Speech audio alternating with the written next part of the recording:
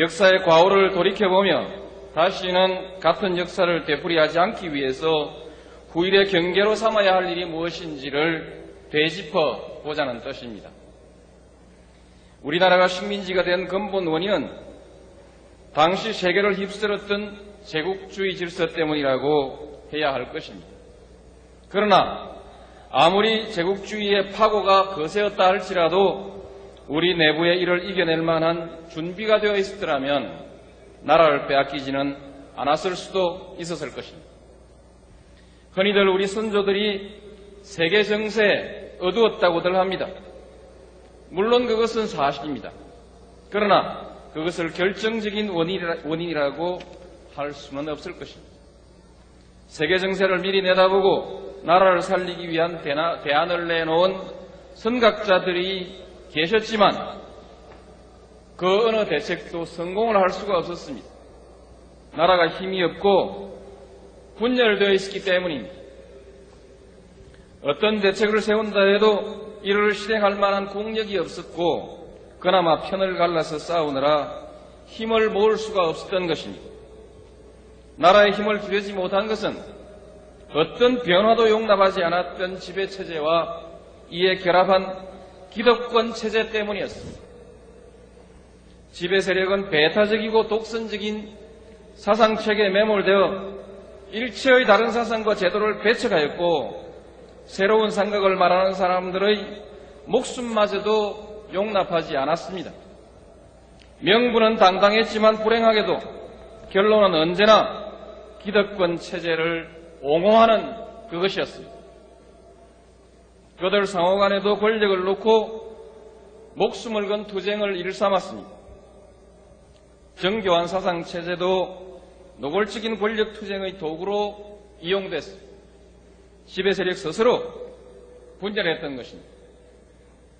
권력을 견제할 반대자마저 철저히 배제한 지배 세력은 끝없는 부정부패와 가렴죽으로 백성들을 도탄으로 밀어넣었습니다.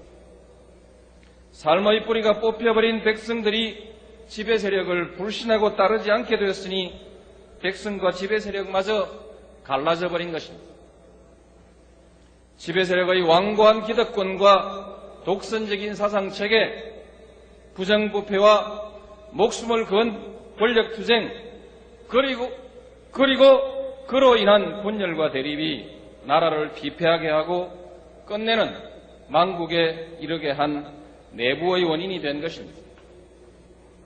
국민 여러분, 먼 훗날 우리 후손들이 오늘날의 역사를 보고 우리가 세계 정세에 어두웠다고 말하지는 않을 것입니다. 저는 역대 정부가 냉전 체제 붕괴 이후의 변화하는 세계 질서에 잘 대처해 왔다고 생각합니다. 앞으로도 우리 대한민국은 한반도와 주변 질서에 능동적으로 잘 대처해 나갈 것입니다. 그럴 만한 충분한 안목을 갖추고 있다고 생각합니다. 국력이 모자라서 나라가 위태롭게 되는 일도 이제는 없을 것입니다. 과학기술의 발전과 우수한 인재의 양성은 더욱 가속화될 것입니다. 민주주의와 시장경제도 더욱 발전해 갈 것입니다. 그 위에서 우리 국민은 창의와 다양성을 꽃피울 것입니다. 능히 나라를 지킬 만한 자주국방의 역량도 갖추어 나가고 있습니다. 어떤 독선적인 사상체계도 이상 더 우리 사회의 변화를 가로막지는 못할 것입니다. 또다시 독재체제가 나타나서 국민의 인권을 짓밟고 자유를 억압하는 일은 없을 것입니다.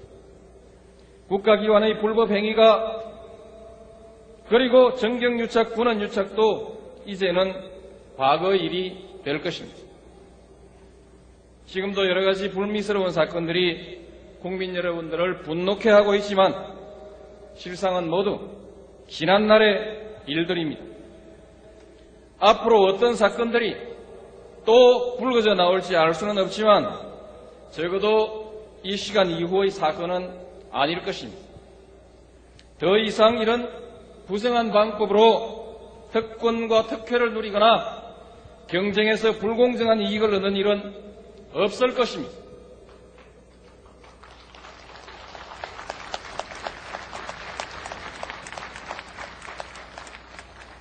그러나 국민 여러분, 유감스럽게도 아직 자신 있게 말하기 어려운 일도 있습니다.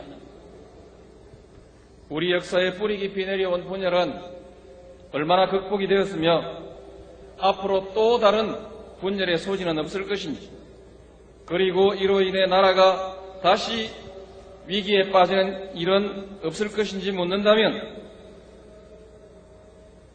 자신 있게 그렇지 않다고 말하기가 어려운 것이 사실입니다. 아직도 우리 사회는 크게 세 가지의 분열적 요인을 안고 있습니다. 그 하나는 역사로부터 물려받은 분열의 상처이고, 그 둘은 정치 과정에서 생긴 분열의 구조이며, 그 셋은 경제적 사회적 불균형과 격차로부터 생길지도 모르는 분열의 우려입니다. 나라를 지속적으로 발전의 토대 위에 단단하게 올려놓기 위해서, 그리고 또다시 나라가 위기에 빠지지 않게 하기 위해서 우리는 반드시 이 분열과 갈등의 구조를 해소해야 합니다.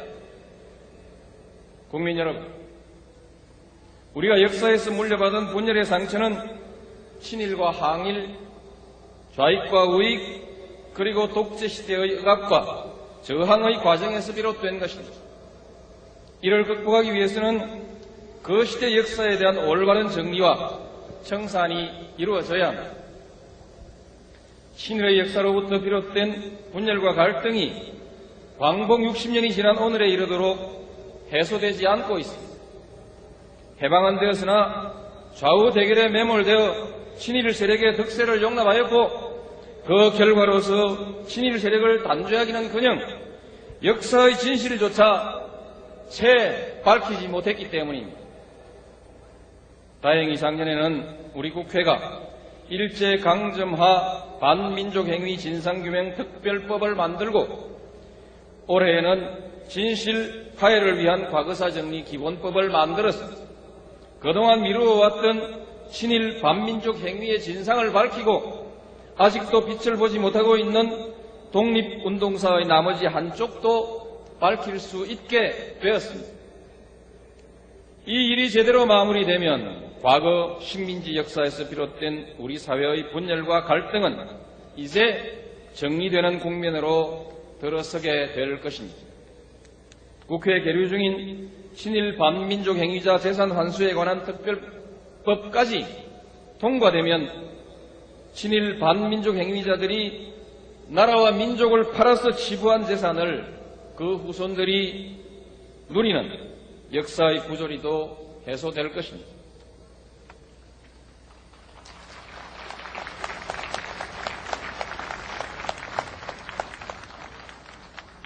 해방 후 좌우의 대립과 독재 반독재 간의 오랜 대결도 갈등과 대립의 문화를 남겨놓았습니다. 좌우익은 서로를 용납하기 어려운 가치체계를 가지고 테러와 학살까지 일삼았습니다. 독재 정권도 도청과 감시, 체포와 투옥, 고문과 협박도 모자라서 마침내 죄 없는 사람에게 죄를 만들어서 죽이기까지 했습니다. 자연히 여야의 정치적 대립과 반독재 운동도 타협을 허락하지 않는 투쟁이 될 수밖에 없었습니다. 지금도 여야가 서로를 인정하지 않고 대화와 타협을 변절과 야합으로 생각하는 사고가 우리 정치를 지배하고 있는 것도 관용을 모르는 바로 이와 같은 대결의 문화의 잔재일 것입니다.